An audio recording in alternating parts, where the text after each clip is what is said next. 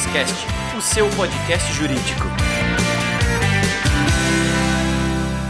Bom dia, boa tarde, boa noite, sejam todos muito bem-vindos ao JurisCast, o seu podcast jurídico. Aqui ao meu lado, Giovanni Arseno. Olá, Thiago, bom dia, boa tarde, boa noite. Também já quero cumprimentar o nosso convidado aí, não vou revelar nomes ainda, nem temas, né?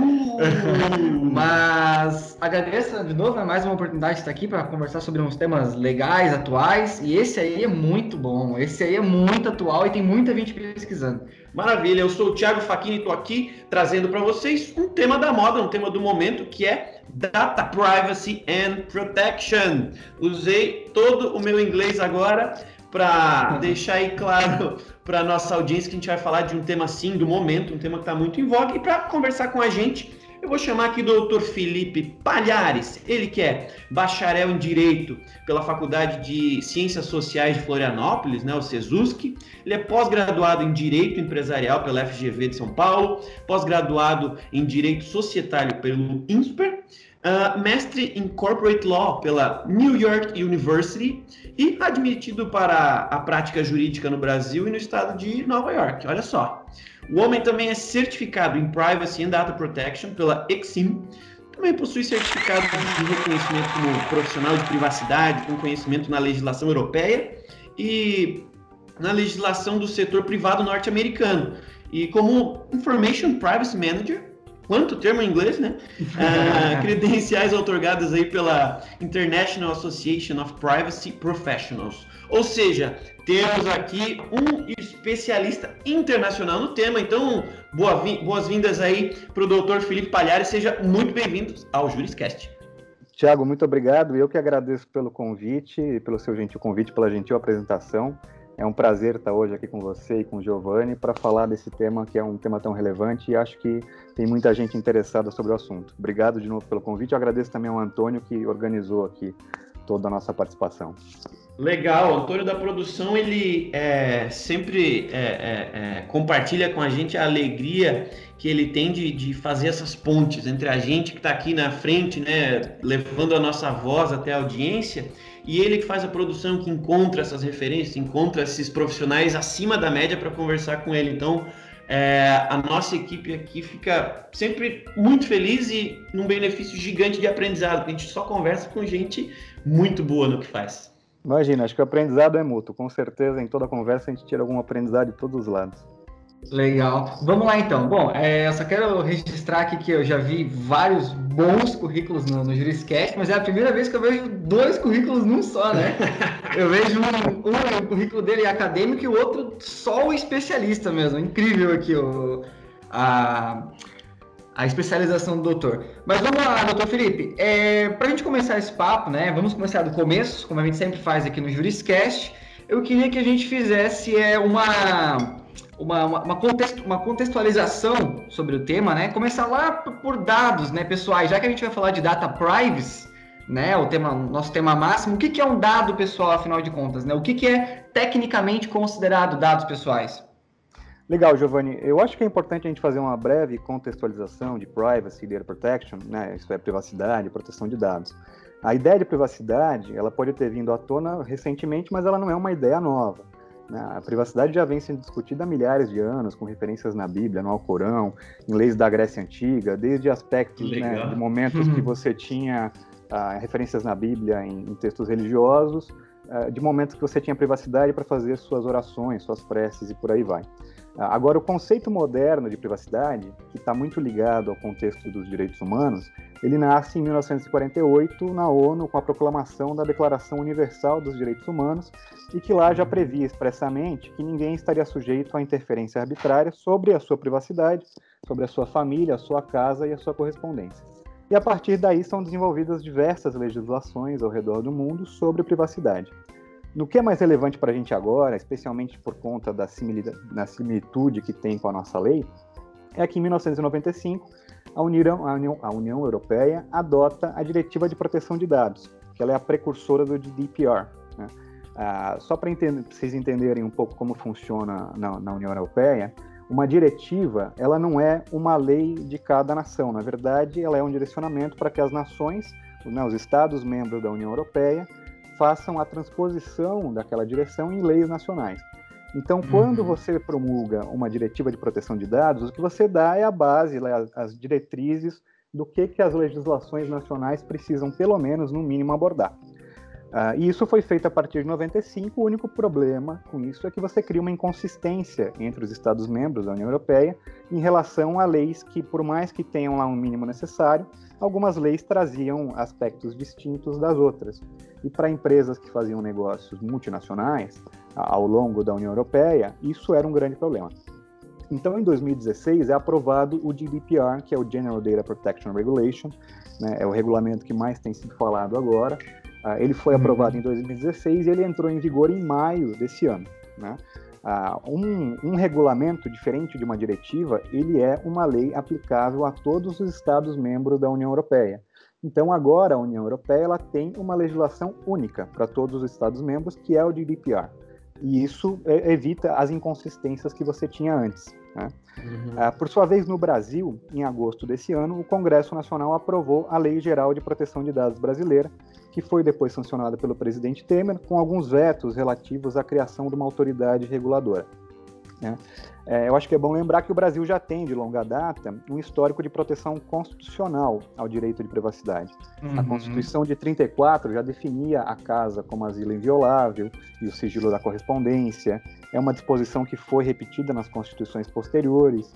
E a nossa Constituição atual, a de 88, ela traz uma definição ainda mais clara. Ela conceitua como inviolável a intimidade, a vida privada, a honra e a imagem das pessoas. Então veja, Giovanni, enquanto a privacidade pode ser conceituada, numa visão mais moderna, como um direito fundamental de você não sofrer intrusões na sua vida íntima, na sua família, na sua casa, a questão já da proteção de dados é algo mais recente, né? É uma preocupação que nasce muito com a evolução do computador, dos meios eletrônicos, da internet. Antes a gente pedia pizza pelo telefone. Você ligava para a pizzaria, dava o seu endereço, dava o seu nome e escolhia uma pizza.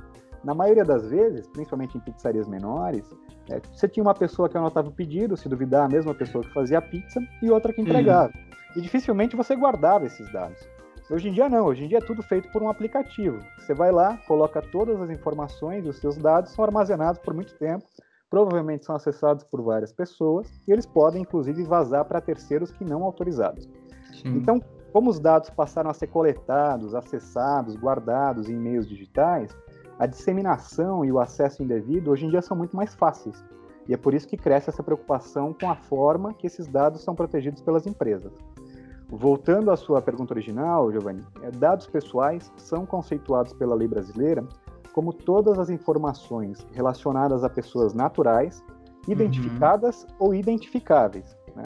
Essa é uma conceituação ampla, se você for ver. E é uma que é adotada por grande parte das legislações de privacidade ao redor do mundo.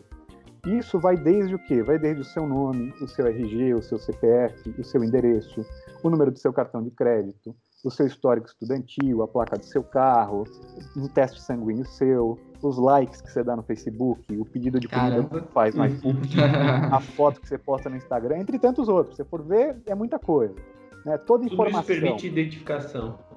Tudo isso permite identificação, é tido como dado pessoal. Então, toda informação que isoladamente, ou mesmo em conjunto, com outras informações, ela identifique ou ela possa identificar uma pessoa, isso é considerado um dado pessoal.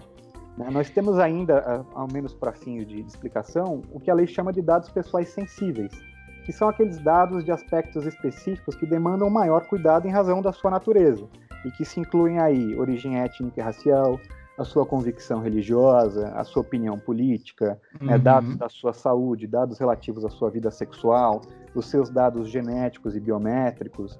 E outro ponto importante é que os dados pessoais são somente aqueles relacionados a uma pessoa natural, ou seja, pessoas físicas. Os dados das pessoas jurídicas, eles não são protegidos por essa lei, ainda que, obviamente, eles tenham proteção no ordenamento jurídico, na lei de propriedade industrial, ou quando você inclui cláusulas de confidencialidade ou de sigilo em contratos comerciais, e por aí vai. Que legal! Essa citação é importante, porque às vezes a gente acaba achando que isso que a gente está falando, né, sobre Data Privacy Protection se aplica a todo e qualquer dado, mas legal já deixar claro aqui para a audiência quais são as limitações, né? Aí na tua explicação você já deu alguns exemplos, né, de como determinados dados já são usados hoje em dia pelas empresas, né? A minha pergunta, né, para deixar ainda mais claro para todos aqui o que muda, né, com a Lei Geral de Proteção de Dados? Porque, né, basicamente as empresas continuam precisando de dados para, né, entregar os seus produtos, seus serviços e tudo mais, mas o que muda, né, no geral daqui para frente, né, da aplicação da lei em diante? Legal. Os dados pessoais, eles são utilizados hoje de todas as formas que você possa imaginar. Então, é o aplicativo de entrega de comida que usa o seu histórico para saber qual que é a sua preferência alimentar, quais que são os dias que normalmente você pede comida, quais que são os dias que você não pede tanto e, de repente, são aqueles os momentos que ele vai te enviar um cupom de desconto customizado. Né? Do mesmo jeito, se você for pensar, os serviços de streaming, Netflix, Amazon Prime, Spotify, eles usam dados para te indicar novos filmes ou músicas que você pode gostar, para traçar o seu perfil, te enviar promoções, te avisar de repente quando chega aquele seriado novo que possa te interessar. Isso é repetido em todos os setores, desde bancos, hospitais, planos de saúde, hotéis, por aí vai. Na maioria das vezes, os dados pessoais são utilizados para formar o seu perfil e para, através das suas escolhas anteriores, antecipar os seus desejos e as suas necessidades de consumo. Talvez você já tenha ouvido falar de um caso clássico dos Estados Unidos que virou notícia em relação à Target. É um caso mais ou menos antigo, mas bem relevante. A Target é uma rede de lojas de varejo dos Estados Unidos que vende uma diversidade de produtos, incluindo produtos de higiene, fralda e por aí vai. Em 2012, um senhor que era pai de uma adolescente, ele entrou furioso em uma loja da Target e pediu para falar com o gerente. Ele tinha vários cupons de desconto de produtos para gestante com ele, que tinham sido enviados para o correio para a filha dele, que era uma filha adolescente. E ele entrou gritando furioso com o gerente. Pô, como é que você manda isso para minha filha? Ela ainda está no ensino médio, você está tentando encorajar ela a ficar grávida? O gerente, claro, obviamente pediu 1000 desculpas e disse que não sabia como isso tinha acontecido. E alguns dias depois o gerente ligou de volta para o senhor para novamente se desculpar e dizer, poxa, não sei o que aconteceu. E para surpresa dele, o pai disse mais ou menos o seguinte, eu falei com a minha filha e pelo jeito aconteceram algumas coisas na minha casa que eu desconhecia. Ela realmente vai ter um filho em agosto, então sou eu que lhe devo desculpas. Você vê, essa história é uma história interessante, porque a razão pela qual a Target tinha enviado os cupons para a filha do senhor é porque o sistema deles identificou que ela comprou alguns produtos que, quando eram adquiridos em conjunto, indicavam que a mulher possivelmente estaria grávida. E tudo isso é por conta do processamento de alguns dados pessoais e que é algo que as empresas fazem cotidianamente. Não é à toa que quando você pesquisa um determinado tênis na internet, a maioria dos sites que você navega depois tem lá um anúncio daquele mesmo tênis, né? É até curioso. O que muda para as empresas com a entrada da nova Lei Geral de Proteção de Dados é que a partir de agora vão existir uma série de regras sobre como que elas podem tratar os dados pessoais, o que pode ser feito com esses dados, quando que eles podem ser coletados, quais que as bases legais para que a coleta e o tratamento de dados ocorra, né? Foram criados direitos específicos para o titular dos dados, entre outros. É importante lembrar que nós já tínhamos algumas diretrizes sobre o processamento de dados que foram criadas pelo Marco Civil da Internet, mas elas eram aplicáveis somente a empresas responsáveis por transmissão, comutação, roteamento de dados, então era mais limitada. A LGPD, como o próprio nome já diz, é uma lei geral. Ela se aplica a todos os setores e a todas as empresas. Normalmente nós pensamos mais em empresas de tecnologia, né? Porque são aquelas em que o processamento de dados é um dos grandes objetivos da empresa. Mas, basicamente, todas as outras empresas também processam algum tipo de dado pessoal de alguma forma. É exemplo dos dados que você tem dos seus próprios empregados, né? Um dos aspectos práticos mais notáveis que a lei vai mudar é a forma da comunicação entre a empresa e os seus consumidores e usuários. Um dos princípios que rege a lei é o princípio da transparência, que garante aos titulares dos dados informações claras, informações precisas, que possam ser facilmente acessáveis sobre o tratamento de seus dados, né? Isso quer dizer deixar claro para o usuário quais são os dados que são coletados, o que é feito pela empresa com esses dados, quem são as empresas e as pessoas que vão ter acesso a esses dados, qual que é ali a política que eles têm de retenção de dados ou de exclusão de dados, e quais que são os direitos que podem ser exercidos pelo titular dos dados. Legal. Eu queria fazer um paralelo, aproveitando que a gente já entrou, né, nesse assunto, sobre os maiores desafios das empresas, né, do setor privado, diante da nova, da nova Lei Geral de Proteção de Dados, né? Se vai envolver estrutura, talvez, se vai envolver algum setor, se isso vai cair no colo, talvez, de compliance, ou da empresa toda. Eu queria saber tanto da parte da empresa, né? Quais são os desafios, se vai ter algum segmento mais impactado que outro, quanto também na parte do poder público para fiscalizar, né? Se já foi montado algum time para isso, alguma organização específica pública, né? Dentro do judiciário para identificar esse tipo de algum crime cometido em relação a isso, ou para ver se está tudo em conformidade. Queria saber esses dois paralelos, tanto no setor privado, né? O que vai demandar agora a nova lei, e se tem algum segmento mais impactado que o outro, quanto da parte de fiscalização do poder público.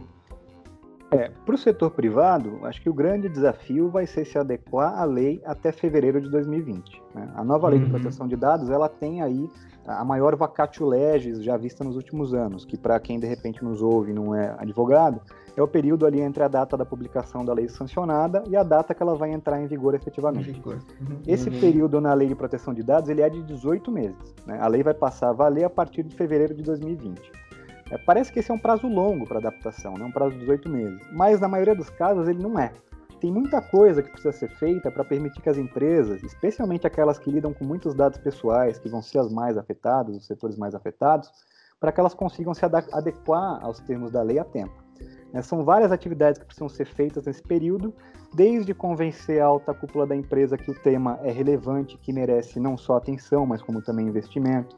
Você precisa contratar e encontrar profissionais capacitados e atualizados sobre o tema. Você precisa montar uma equipe interna da empresa que cuidará dos temas de privacidade.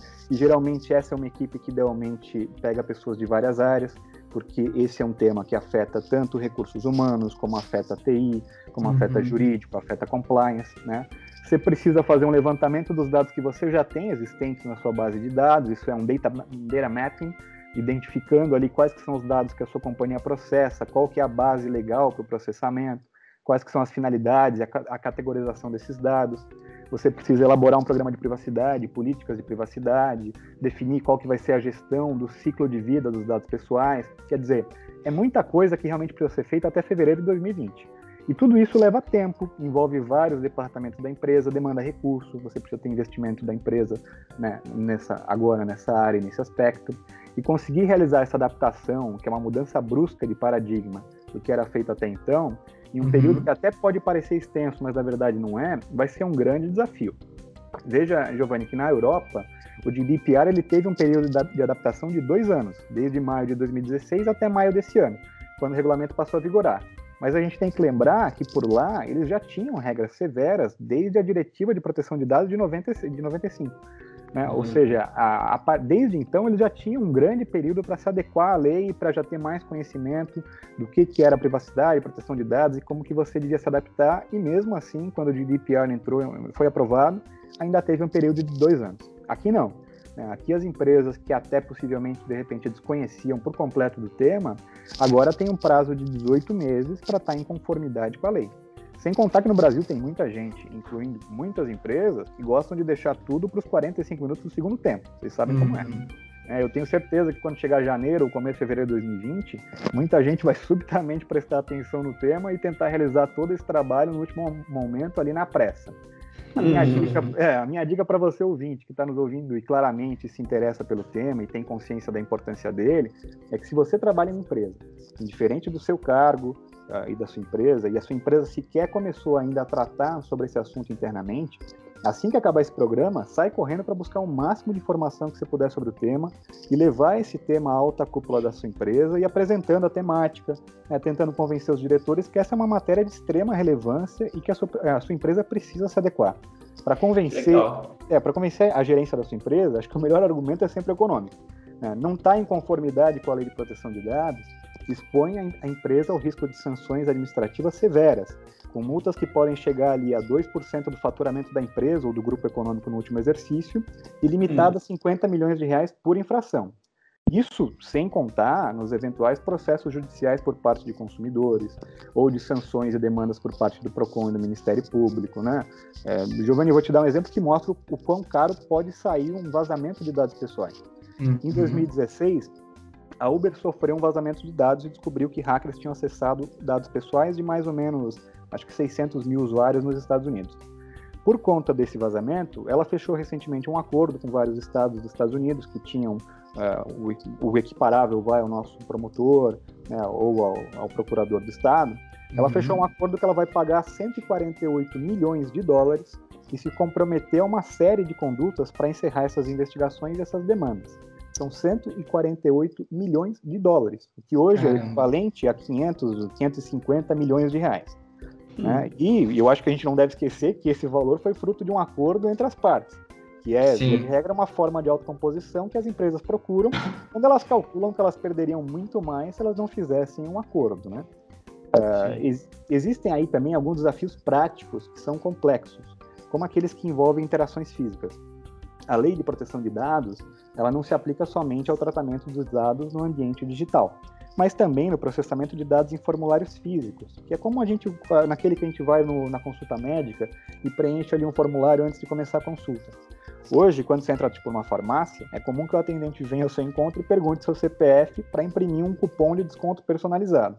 A partir de agora, em tese, a farmácia precisa esclarecer para o cliente qual que é a base para essa coleta de dados, qual que é a finalidade, o que vai ser feito com esses dados, né, como que você pode acessar esses dados, e tudo isso com clareza, com transparência, normalmente por escrito, porque depois você precisa solicitar o consentimento do cliente e cabe à empresa, posteriormente, se for demandada, comprovar e ter o ônus da prova de comprovar que o consentimento foi concedido na forma da lei. Né? É uma tarefa prática complexa e que tem que ser pensada de forma a evitar violações à lei. Principalmente na farmácia, né? Eu acho que esse é um dos dados mais sensíveis, né? Como você havia dito antes, acho que a farmácia, os dados, os remédios, as consultas que a gente nos dá, é muito, muito, muito sensível. Em relação aos desafios, voltando só à parte do poder público também, né? Em relação aos desafios do poder público na fiscalização, a gente ainda não tem, né, a lei tinha criado uma autoridade nacional, que seria uma agência reguladora, mas que foi vetada pelo presidente Temer por razões formais e constitucionais de que a criação de uma autoridade, de um órgão da administração pública, devia partir de iniciativa privada do presidente. Né? Mas aí, os desafios que a gente vai ter pela frente na fiscalização, me parece que são muito relevantes e que são mais ligados à independência dessa agência, à expertise dessa agência e ao financiamento dela, obviamente. São desafios que, na verdade, atingem todas as agências reguladoras que nós temos no Brasil, né? Então, para os aspectos de fiscalização de proteção de dados, antes de mais nada, a gente vai ter que criar essa agência reguladora, né? Isso provavelmente não vai ser feito agora pelo presidente Temer. A gente vai ter que esperar agora o presidente eleito Bolsonaro ver o que pensa sobre o assunto e como é que vai ser criada essa autoridade. E por aí vai. E depois disso, a gente vai ter que garantir que essa autoridade será independente, né, que ela terá membros com conhecimento sobre o assunto, expertise em privacidade e proteção de dados, que tragam aí um mix de um perfil técnico e um perfil prático, para que possa ser regulamentada a matéria e fiscalizada as condutas de modo efetivo, e que a agência tenha recursos suficientes para isso, né, para contratar pessoas, para custear investigações, e para realmente fornecer um serviço com presteza e eficiência, que senão não adianta de nada. Com certeza esse não é um desafio fácil de ser enfrentado, especialmente quando a gente fala do poder público, que é conhecido pelas suas ineficiências, pela sua burocracia excessiva. E óbvio que, além da agência, a gente vai ter, e como a gente já tem hoje em dia, ministérios públicos e PROCONs atuantes. Né? O Ministério Público do Distrito Federal, antes mesmo de a lei entrar em vigor, ele já é muito atuante no sentido de iniciar investigações de empresas que tiveram vazamento de dados, solicitar informações, e eu tenho certeza que ele vai continuar assim, e os ministérios públicos em geral, e o PROCON em geral, também vão ser bem atuantes nessa parte de fiscalização da lei. É legal que você citou que, e já está dando aí o alerta para a nossa audiência, que isso aqui é um projeto grande, né, para adaptação aí das empresas, que vai tomar tempo e que o relógio já está contando, né? No final das contas, tudo tem que estar pronto até fevereiro de 2020 e ainda tem muita água para passar embaixo dessa ponte. A minha pergunta para você agora é do ponto de vista de quem está hoje dentro de uma empresa que precisa se adaptar. Na sua visão, qual o papel do jurídico nisso tudo? É o jurídico que tem que encabeçar ou o jurídico é parte de uma equipe multidisciplinar que vai trazer esse tema para as mesas e é responsável pela aplicação? É o jurídico que aplica? É o jurídico que confere? que o jurídico, dia a dia de um profissional da área jurídica dentro de uma empresa, como que o dia dele ou como que os próximos meses dele vão ser impactados com essa necessidade de implantação aí da LGPD dentro das empresas até fevereiro de 2020. Legal. É bom lembrar, como a gente falou, que todos os setores serão afetados, né, inegavelmente. E é justamente por isso que a lei é uma lei que a gente considera a Lei Geral de Proteção de Dados. Porque, diferentemente do que ocorre em outros países, como nos Estados Unidos, lá eles têm leis por setores. Então, o setor de saúde tem uma, o setor financeiro tem outra, e por aí vai. No Brasil, exemplo da Europa, a lei é geral, né? E isso faz com que todas as empresas sejam afetadas. Sobre o papel do jurídico nessa nova fase, ele é importantíssimo, né? Eu sei que muitas vezes o jurídico é visto como aquele departamento pé no saco que freia, que cria obstáculos para as condutas que as áreas de operações e de business querem fazer. E que, na medida do possível, a gente tem que realinhar o posicionamento das funções jurídicas para incluir elas mais no operativo das empresas, né? Para conhecer a fundo os negócios da companhia e tentar tomar a frente, antecipar litígios e exposição de riscos desnecessárias. Ao mesmo tempo, claro, formulando métodos para que as operações que são desejadas, elas sejam possíveis, mas sempre, óbvio, dentro dos limites da legalidade e da licitude. A gente tem que esquecer esse negócio de jeitinho brasileiro. Cumprir a lei não é uma opção, é uma obrigatoriedade. Você pode até discutir se a lei é válida ou não, se a lei é constitucional ou não. Agora, simplesmente deixar de cumprir a lei porque você não gosta dela, não é uma opção. Essa visão de que a lei não importa, ou que pode simplesmente ser desconsiderada, é o que levou o Brasil ao estágio de corrupção que nós vimos nos últimos anos, que foram descobertas ao longo desse período. Né? Pode ter certeza que a eventual decisão de deixar de cumprir a lei, um dia vai sair muito mais caro do que se adequar à legislação. Pode até ser que demore, mas esse dia vem, viu? Nessa nova fase, acho que cabe ao jurídico, entre outras coisas, conduzir ali uma auditoria interna para saber quais que são os riscos legais que a empresa está exposta. E isso, às vezes, não é só a Lei de Proteção de Dados brasileira, mas tem muita empresa que está exposta também à lei europeia, ao GDPR. É garantir que a organização cumpra com essas leis, né, com os regulamentos que vierem depois e com as normas sobre a matéria. É você elaborar e, de repente, tomar a frente de elaborar e revisar políticas de privacidade, programas de privacidade da empresa. Você necessariamente vai ter que, ao elaborar ou revisar os contratos, começar a incluir cláusulas que identifiquem quais que são os direitos e deveres em relação à privacidade e proteção de dados, algo que até então a gente não tinha, e que, se você for fazer um comparativo, na época que compliance começou a bombar no Brasil, por conta desses escândalos de corrupção, todos os contratos começaram a incluir cláusulas anticorrupção. E agora, provavelmente, todos os contratos vão incluir cláusulas de privacidade e proteção de dados, né, principalmente aqueles contratos que envolvam transferência de dados pessoais. O jurídico vai ter necessariamente que acompanhar os desdobramentos de possíveis processos judiciais, inquéritos, investigações. Ele vai ter que documentar e ter controles para identificar que a lei está sendo cumprida, porque se um dia você precisar comprovar, você precisa ter alguma forma de documentação disso. Né? Vai ser necessário também ajudar na elaboração de um plano de resposta a incidentes, como vazamento de dados. Quer dizer, o jurídico tem um papel vital na adaptação dessa nova lei e, óbvio, que ele vai ter que fazer esse trabalho em conjunto com as outras áreas, como a gente comentou, em conjunto com recursos humanos, em conjunto com a área de operações, em conjunto com a área de TI, de segurança da informação. Todas essas áreas vão ter que atuar meio que paralelamente, identificando onde que a empresa processa dados, realiza esse tratamento, como é que é a forma, o que é necessário, mas com certeza o jurídico tem um papel muito importante para a adaptação das empresas a essa nova lei. Eu tenho uma curiosidade, acho que até vou fazer um parênteses na pauta aqui, que eu tenho uma curiosidade minha, porque eu já escrevi sobre esse tema, sobre compliance, né, que você acabou de falar, sobre a lei anticorrupção e tudo mais, que entrou em vigor em 2013, né?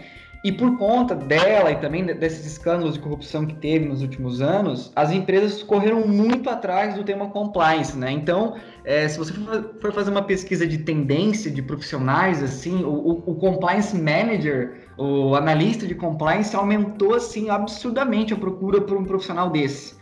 Esse tema de proteção de dados, ele tem um profissional específico para isso ou é mais esse comitê multidisciplinar que a gente está conversando aqui? Existe uma função do cara que, não sei, o gerente de dados, não sei. Existe, Felipe? Sim, em grandes empresas, claro, vai depender muito da estrutura da empresa, porque tem empresa que não consegue pegar um cara só para fazer privacidade. Né? Agora, grandes empresas sempre tem alguém que encabeça o tema privacidade. Até porque quando você vai criar um programa de privacidade, um programa de governança em privacidade, é importante que você tenha alguém que seja o seu porta-bandeira, né? Seja alguém que vá lá, que tenha conhecimento do tema a fundo e que vai ser a pessoa que vai incentivar a companhia a ir adiante nos temas de privacidade, né? Não só a se atualizar, mas como também a cumprir a lei. Então, grandes empresas sempre têm o que lá fora chama o Data Protection Officer. No Brasil foi criada uma figura que é a figura do encarregado, que toda empresa vai precisar indicar uma pessoa natural como encarregado, ainda que a figura do encarregado no Brasil seja um pouco diferente do que lá fora, porque aqui ele faz muito mais ali a intermediação da comunicação entre a empresa e o titular dos dados, e entre a empresa e a agência reguladora, e ainda vai ser definido muito sobre o encarregado depois que a agência for criada, né, por normas esparsas. Mas lá fora você já tem essa figura do Data Protection Officer, e eu acho que vai crescer muito esse mercado, né, pessoas especializadas vão ser cada vez mais buscadas para atender essa demanda, principalmente até para atender a parte interna da empresa e serem alocadas dentro de empresas, porque esse é um tema, como você comentou, o compliance começou a bombar muito depois que a lei surgiu, a anticorrupção, e muito porque a lei previa como forma de você minimizar eventuais sanções, você ter um programa de compliance, um programa de governança corporativa. E isso é algo que a lei de proteção de dados também prevê, né? Uma forma de você minimizar eventuais sanções é você ter um programa de governança de privacidade de acordo com o que prediz a lei, e para isso é importante que você tenha um profissional qualificado e um profissional que encabece esse tema. Se a sua empresa é pequena e você não consegue ter um profissional só para isso, vai ser mais natural que de repente o jurídico faça essa função, o compliance faça essa função. Agora, em empresas maiores, é bem provável que surjam cargos específicos para esse tema, e estão surgindo vários cursos e várias certificações justo para gabaritar pessoas para realizar essa função. Entendi. Legal. Então, para quem gosta do tema, né, tá aí uma boa forma de se especializar aí, porque eu acredito também que vai bombar no mercado futuramente aí, porque compliance realmente foi assustador, assim, o número de profissionais que foi demandado. Mas deixa eu agora, voltando um pouco para a pauta, que a gente estava falando tanto do setor privado quanto do setor público, depois a gente entrou um pouco no setor privado e entrou lá dentro do departamento jurídico, mas e o usuário, né? A questão individual. Como que ele vai ser impactado pela lei agora, e se ele vai ver alguma coisa diferente, se aqueles testes que pedem para uma foto sua ou pedem dados, assim, eles vão continuar existindo? Muda alguma coisa para o usuário? Ele vai ver alguma coisa diferente? Para o usuário, a principal mudança é que agora ele tem as regras do jogo expostas, ali definidas, né? E ele possui um recurso legal e uma legislação própria para pautar suas insurgências no que diz respeito à privacidade e proteção de dados. A lei, ela é claramente centrada no usuário, né, na medida em que ela permite ali livre acesso aos seus dados, que ela demanda dos controladores e operadores transparência, segurança técnica, prevenção de ocorrência de danos em virtude do tratamento de dados, garantia de que o tratamento é adequado, é necessário, que são ali utilizados dados corretos, atuais, né? Então ela é muito centrada realmente no usuário, no titular dos dados.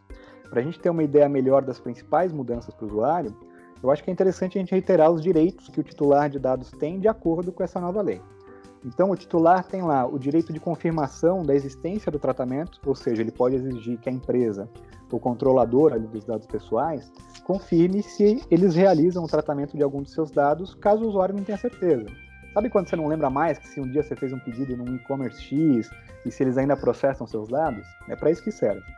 O titular tem também o direito de acesso aos seus dados, ou seja, ele tem direito de receber uma cópia de todos os dados pessoais que são tratados por uma determinada empresa.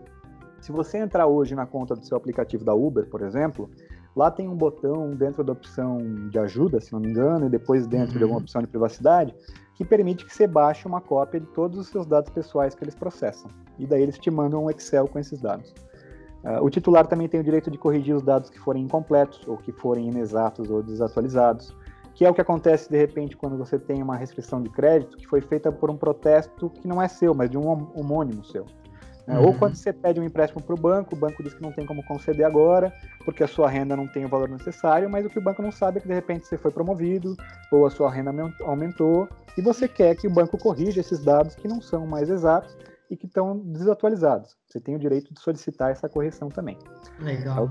O titular tem ainda o direito de anonimização, de bloqueio, de eliminação de dados. A anonimização é aquela operação pela qual os dados eles perdem a possibilidade de associação, tanto direta quanto indireta, com uma pessoa natural. Então, se você fez uma pesquisa e pegou o meu nome, a minha idade certinha e um outro questionamento, se você tirar o meu nome no lugar da minha idade e colocar, ele tem entre 25 e 35 anos, você tira a possibilidade de associar agora essa informação, esse dado, à minha pessoa, né? Você vai ter um dado que não é mais um dado pessoal, ele é um dado anonimizado. O bloqueio, por sua vez, é aquela suspensão temporária da operação de tratamento, enquanto, de repente, o controlador verifica se a base legal existe ou não, e a eliminação é a exclusão dos dados. Se os dados coletados forem excessivos ao propósito que o controlador tinha, o usuário pode pedir o seu bloqueio e a sua exclusão. O titular ainda tem o direito aí da portabilidade dos dados para outro fornecedor. Isso acontece mais ou menos se você já fez um cadastro para, digamos, assinar um jornal e você quer assinar um outro jornal e não quer preencher todo o cadastro de novo, você pode pedir a portabilidade dos dados, como o que a gente faz hoje em dia com portabilidade de telefone, de número celular para outra operadora. O titular ainda tem direito de solicitar informação de entidades públicas e privadas com as quais o controlador, a empresa, realizou, de repente, o compartilhamento dos dados, e a informação, se há possibilidade ou não, a possibilidade de você não fornecer o seu consentimento, quais que são as eventuais consequências negativas. E, claro, o titular tem o direito de, a qualquer momento, revogar o seu consentimento. E isso tem que ser feito de uma forma fácil para o titular, de uma forma simples. Não dá para você esconder o botão lá no site, sabe-se lá onde, ou não dá para ser como é hoje em dia, quando você tenta cancelar a conta do seu telefone, por aí vai. Né? Você tem que ter uma forma fácil para o titular de revogar o seu consentimento. E se nada disso funcionar, ele pode muito bem peticionar ao controlador da empresa, peticionar a autoridade nacional e, obviamente, peticionar o Poder Judiciário, né, se achar que houve qualquer violação de seus dados. Então, muda bastante hoje em dia para o usuário, né, para o consumidor, a forma com que os seus dados vão ser tratados e os direitos que ele vai ter explicitamente protegidos pela lei para, de repente, tratar de qualquer insurgência que ele tenha sobre o tema.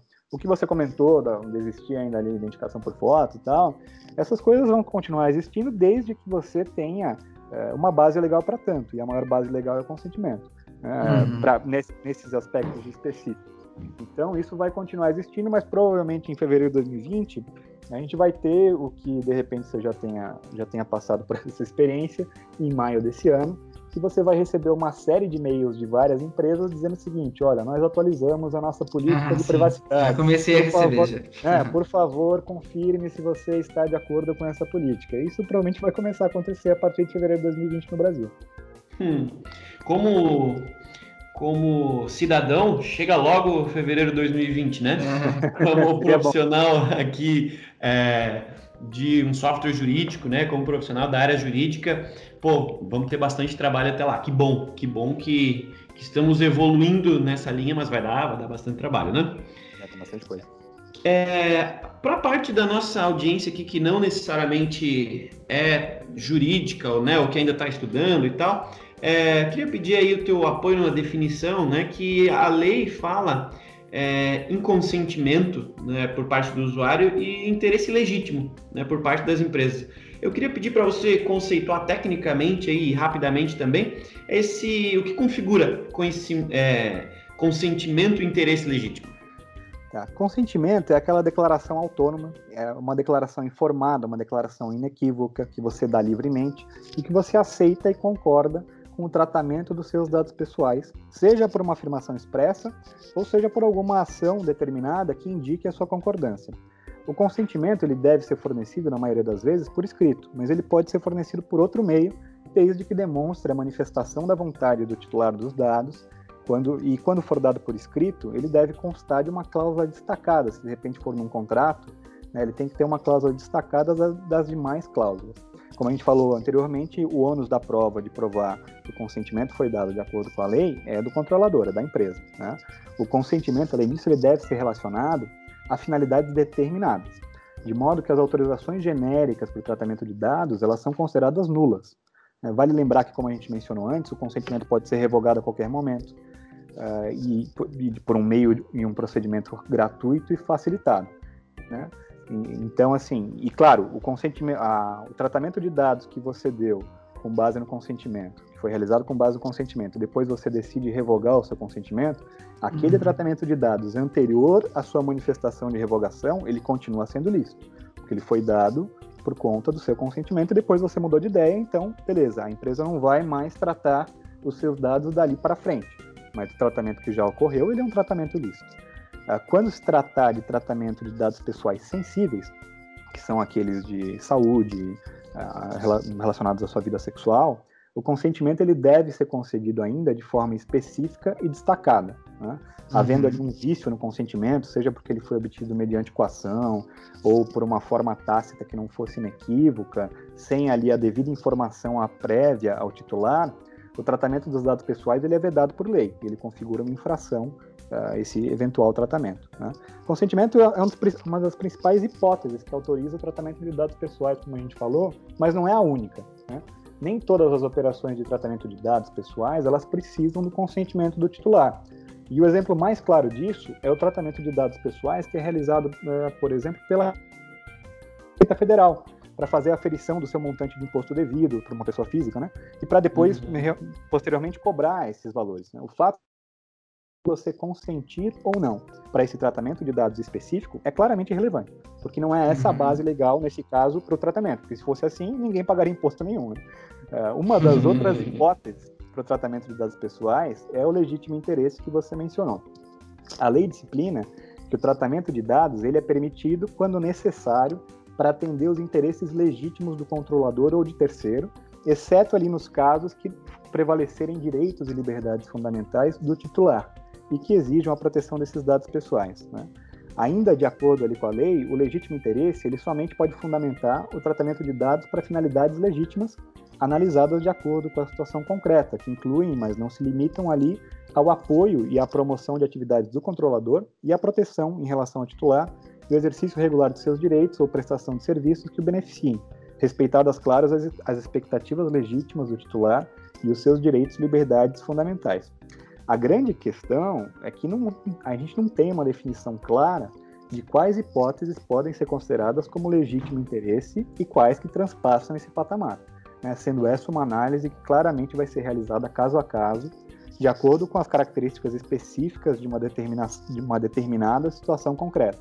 Tem aí uma boa chance que a autoridade nacional, quando ela for criada, crie uma regulamentação específica que aborde quais são as situações ou exemplos de situações que possivelmente podem ser consideradas como legítimo interesse do controlador e que não violem, ao mesmo tempo, as liberdades fundamentais do titular. A título de comparação, o GDPR, que é a lei europeia, ele traz lá nos seus recitals, que são como os considerandos do contrato, é uma parte introdutória do regulamento, mas que faz parte do regulamento, ele traz algumas hipóteses nas quais o legítimo interesse fica caracterizado.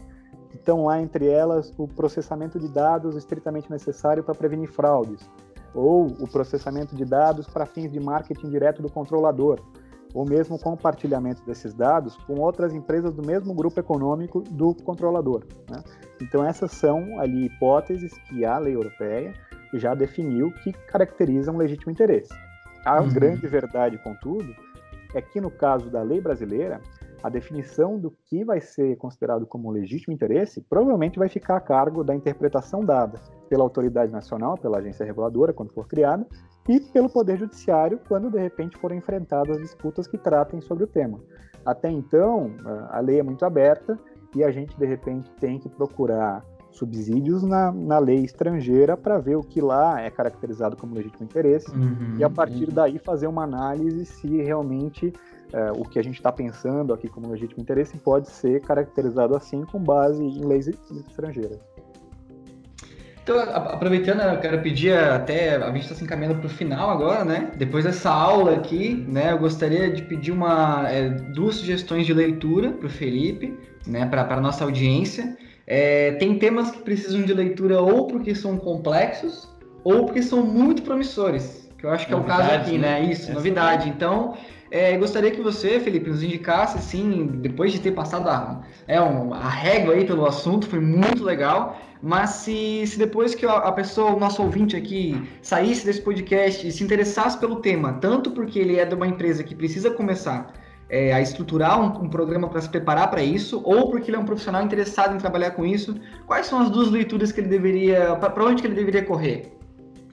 Olha, inevitavelmente, eu acho que se você tem interesse na área de privacy e data protection, você vai ter que buscar doutrinas internacionais que tratem do tema ali no âmbito da União Europeia, dos Estados Unidos e de outros países.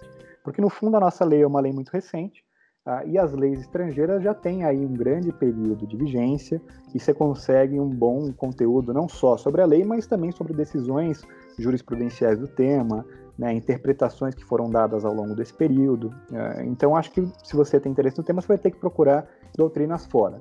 Eu, quando fiz um mestrado em Corporate Law em Nova York, uma das matérias do mestrado foi justamente sobre privacidade e proteção de dados, e o livro referência lá de matérias de privacidade nos Estados Unidos é um que chama Information Privacy Law.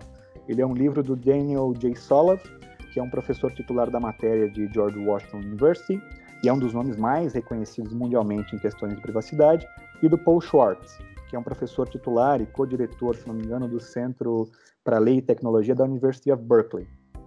Esse livro está, acho que atualmente na 6ª edição, e ela já está atualizada para incluir tópicos do GDPR, e é um livro muito bom, né?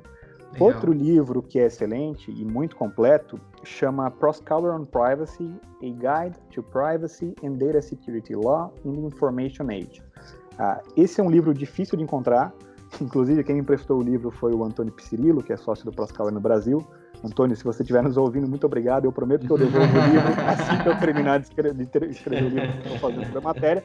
Mas esse é um livro que é uma compilação de artigos de vários autores renomados, e ele é organizado pela Kirsten Matthews, que é sócia do Proskauer nos Estados Unidos.